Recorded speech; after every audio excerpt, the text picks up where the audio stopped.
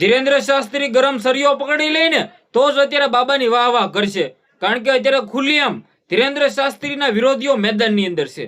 તમે બધા લોકો જાણતા હશો કે ભાઈ હાસા માણાના જ પારખા થાય. ધીરેન્દ્ર શાસ્ત્રીને ખુલ્લેઆમ ચેલેન્જો મળી રહી છે. જી આ મિત્રો વાત કીધું, ધીરેન્દ્ર શાસ્ત્રી રાજકોટની અંદર કથા કરી રહ્યા છે, પરંતુ તેમના વિરોધીઓ ખુલ્લેઆમ મેદાનની અંદર છે, જેમને ખુલ્લેઆમ ચેલેન્જો આપી હતી. જી આ મિત્રો વાત કીધું, અત્યારે હાસા માણાના પારખા થઈ રહ્યા છે અને ધીરેન્દ્ર શાસ્ત્રી જો ગરમ ઝગતો સરિયો પકડી લઈને તો અત્યારે ચારેય બાજુ વાહ વાહ કરવા મળે.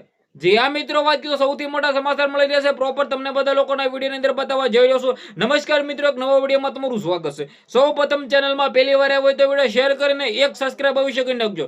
એક સબસ્ક્રાઇબ અવશ્ય કરી નાખજો. આટલું બધું નથી કહેતો સબસ્ક્રાઇબ કરવા માટે, પરંતુ રેગ્યુલર દરરોજ વિડીયો જોશે. બધા લોકો ડેલી વિડીયો જોશે, પરંતુ એક સબસ્ક્રાઇબ કરવામાં ભાઈ તમારું શું જાય, ખાસ કરીને સબસ્ક્રાઇબ કરી નાખો. હું આટલું બધું કોઈ દિવસ કોઈને પણ કહેતો નથી કે સબસ્ક્રાઇબ કરો, પરંતુ મને ઘણા બધા લોકો એવા મેસેજ કરી રહ્યા છે કે ભાઈ તમારા વિડીયો હું દરરોજ જોઉં છું, પરંતુ સબસ્ક્રાઇબ ક્યાંથી થાય. ઘણા બધા મિત્રો હજી તો ગામડાઓ લોકોને ખબર નથી કે સબસ્ક્રાઇબ ક્યાંથી થાય. સબસ્ક્રાઇબ કરી નાખો. આપણે લાંબુ કહેશું નથી, પરંતુ આપણે વિડીયો વિશે વાત કરવા જઈ રહ્યા છીએ. જી આ મિત્રો વાત કીધો, રાજકોટની અંદર તમે બધા લોકો જાણતા હશો કે ભાઈ કથા છે. આ કથા દરમિયાન જયંત પંડ્યા આની પહેલા, એટલે કે ભાઈ ધીરેન્દ્ર શાસ્ત્રી રાજકોટ આવે એના પહેલા ખુલ્લેઆમ વિરોધ કરી રહ્યા હતા. જયંત પંડ્યાએ પણ ચેલેન્જ આપી હતી, પિયુષ જાદુગરે પણ ખુલ્લેઆમ ચેલેન્જ આપી હતી. પિયુષ જાદુગરે ખુલ્લેઆમ એવું કહ્યું હતું કે ગરમ ઝગતો સરિયો પકડી લ્યો ધીરેન્દ્ર શાસ્ત્રી, જો તમારામાં તેવડ હોય તો. જ્યાં મિત્રો વાત કીધો, હાસા માણાના જ પારખા અત્યારે થઈ રહ્યા છે. જયંત પંડ્યાએ ખુલ્લેઆમ કહ્યું હતું, હું 3 સવાલ તેને પૂછીશ, જો તેનો તે જવાબ આપી દે ને તો હું તમને 50 લાખ રૂપિયા આપી દઉં, મારું વિજ્ઞાન જતા છોડી દો. પરંતુ અત્યારે પોતે ખોવાઈ ગયા છે.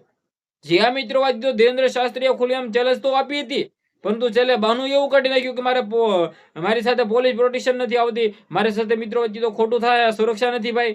પરંતુ ધીરેન્દ્ર શાસ્ત્રી જો આવું હોય ને તો ગમે નથી આવી જાય.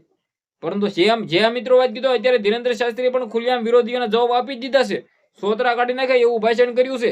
ધીરેન્દ્ર શાસ્ત્રીએ ખુલ્લેઆમ શું કહી દીધું છે ને, તમે પહેલા વિડીયો જુઓ.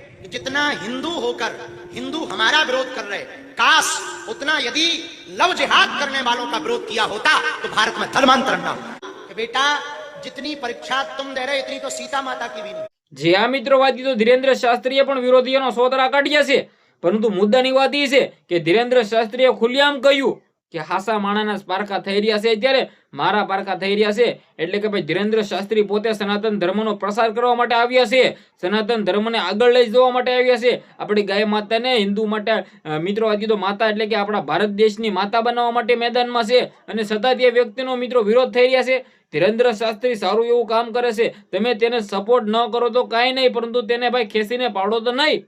જે આ મિત્રો વાત કીધો, મારો ઈરાદો એવો નથી કે ભાઈ ગમે એના વિશે ખોટું બોલી દો, પરંતુ તમે ખાલી વિચાર કરો કે ધીરેન્દ્ર શાસ્ત્રી ગુજરાતની અંદર આવ્યા હતા પ્રસાર કરવા, પરંતુ લોકોએ તો હાથમાં જ લઈ લીધું કે ભાઈ ધીરેન્દ્ર શાસ્ત્રી પાખંડ ફેલાવે છે, ખોટું છે, પરસી આ બધું ઢોંગ કરે છે. પરંતુ ભાઈઓ તે હિન્દુ ધર્મ માટે, જે આ મિત્રો વાત કીધો હિન્દુ ધર્મ માટે આટલું બધું કરે છે, છતાં તેમનો વિરોધ.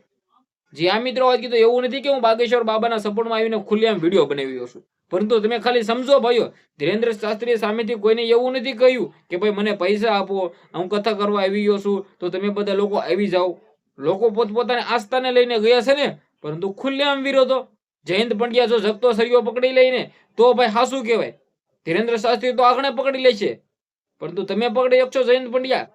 જી આ મિત્રો વાત કીધો, જયંત પંડ્યા હું એવું નથી કહેતો કે ભાઈ તમે વિરોધ કરી ખોટું કરો છો, તમે જે કામ કરો છો એ બિલકુલ ખાસું કામ કરો છો. જ્યાં પણ પૈસા પડાવતા હોય છે ને, જયંત પંડ્યા સારું એવું કામ કરતા હોય છે. ત્યાં જ્યાં ભુવાઓ ડાકે, જે પણ મિત્રો વાત કીધો ભુવાઓ કરતા હોય છે, પૈસા પડાવતા હોય છે, ખાઈ જતા હોય છે, ત્યાં મિત્રો જયંત પંડ્યા સારું એવું કામ કરે છે. ત્યારે હું દિલથી તેને પણ સપોર્ટ કરીશ, જયંત પંડ્યાને પણ હું ફૂલ સપોર્ટ કરીશ. પરંતુ જ્યારે કોઈ પણ સાથે ખોટું થઈ રહ્યું હોય અને ત્યારે જઈને ભુવાઓ પકડે અને પર્દાફાશ કરે અને ત્યાં પૈસા પાછા દેવરાવે, ત્યારે હું ફૂલ સપોર્ટ કરીશ. પરંતુ જયંત પંડ્યા તમે જે કહી રહ્યા છો, ધીરેન્દ્ર શાસ્ત્રી જે પણ પૈસા લે છે ને, પોતે વૃદ્ધાશ્રમ છે, સાથે મિત્રો કીધું ગાય માતાને રાખે છે. પરંતુ તમે ખાલી વિચાર તો કરો, આપણે એક નાનકડા અમથા ઘરની અંદર 2 થી 3 ગાય નથી રાખી શકતા, ત્યાં તો ભાઈ હજારોની અંદર ગાયની સંખ્યાઓ છે. ધીરેન્દ્ર શાસ્ત્રી સારું કામ કરે છે, તેને આપણે સપોર્ટ કરીએ, નહીં કે તેને પાડીએ. મારી વાતથી કેટલા લોકો સહમત રાખે છે? વિડીયો શેર કરીને, ફોલો કરીને, સબસ્ક્રાઇબ કરી દેજો. આજના વિડીયોમાં આટલી જ માહિતી. આઈ હોપ કે તમને ઘણી બધી સમજણ પડી છે. આપણે એક નવો વિડીયો મળી, ત્યાં સુધી બધા લોકોને દિલથી ધન્યવાદ. જય હિન્દ, જય ભારત.